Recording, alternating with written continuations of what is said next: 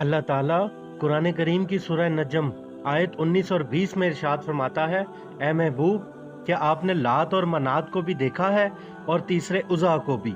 अरब के मुशरिकीन बुतों की इबादत किया करते थे, जिनमें दो बड़े बुत लात और उज़ा थे। मुशरिकीन का अकीदा था लात खुशी और दौलत देता है, जबकि उज़ा को मुशरिकीन खुदा की बेटी भी कहते थे। कुफारे मक्का मानते थे उज़ा दिन और रात की मालिक है, रात को दिन में और दिन को रात में बदलती है, और इसे किस्मत की देवी समझा जाता था। मगर हम जानेंगे कि लात और उज़ा के बुत आए कहां से थे और कैसे इन बुतों की इबादत शुरू हुई और लोगों ने इनके सामने सजदा करना शुरू कर दिया। तारीख में एक लात नाम का शख्स था। ये मुसाफिरों को खास किस्म के मशरूबात पिलाता था। सही बुखारी की हदीस में हजरत इब्ने अब्बास रजी अल्लाह ताला अन्हु फरमाते हैं, लात ऐसा शख्स था जो हाजियों के लिए सत्तू बनाया करता था।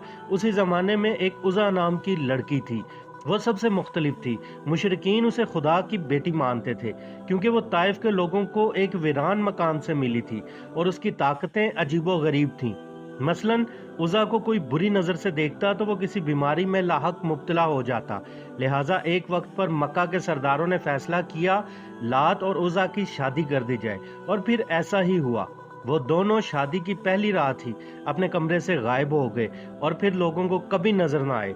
लात के मानने वाले समझे कि वो हकीकी जिंदगी में अमर हो गए हैं, और उज़ा के मुशरिकीन बोले उज़ा की पाकीज़गी को बचा लिया गया है। चुनाचे अरब कुफार सरदार अमर बिन लही ने इनके दो बड़े बुत बनवा दिए। वक्त गुजरने के साथ लोग इनके सामने मन्नतें मांगने लगे, और फिर वो वक्त भी आ गया जब कुफार उनके सामने कुर्बानियां पेश करने लगे।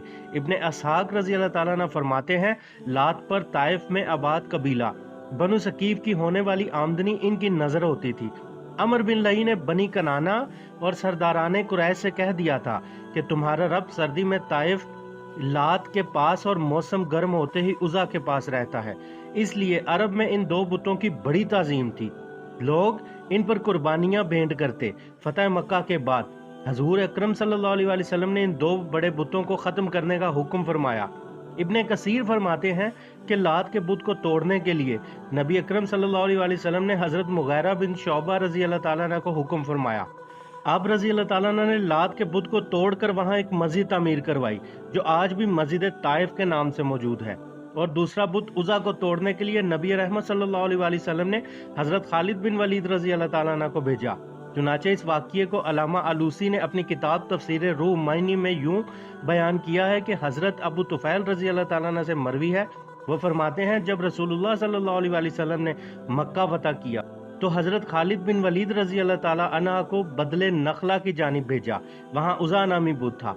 हजरत खालिद बिन वलीद रजी अल्लाह ताला अन्हु ने वहाँ बदले नखला नामी दरख्त और झाड़ियों को काट डाला, और उज़ा के हुजरे को भी ढा दिया गया जो उज़ा की ताज़ीम में बनाया गया था। वापिस आकर हजरत खालिद बिन वलीद रजी अल्लाह ताला अन्हु ने हजूर अकरम सल्लल्लाहु अलैहि वसल्लम की खिदमत में सारी बात बयान की, तो जनाब रसूलुल्लाह सल्लल्लाहु अलैहि वसल्लम ने इरशाद फरमाया, वापस जाओ क्योंकि उज़ा अभी जिंदा है। हजरत खालिद बिन वलीद रजी अल्लाह ताला अन्हु हजूर का हुक्म पाकर फौरी वापस उसी मुकाम बदले नखला की तरफ गए।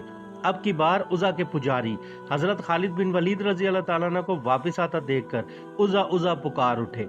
अचानक हजरत खालिद बिन वलीद रजी अल्लाह ताला अन्हु के सामने इंतहाई बदसूरत गंदी शक्ल की एक बिल्कुल बरहना नंगी लड़की सामने आकर खड़ी हो गई।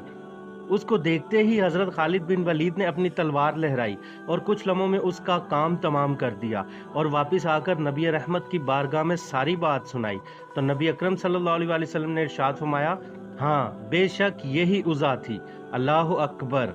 अल्लाह ताला हम सब को ईमान की हालत पर मौत दे, आमीन। मिलते हैं किसी और वाक़ये के साथ अगली वीडियो में, तब तक के लिए अल्लाह हाफिज।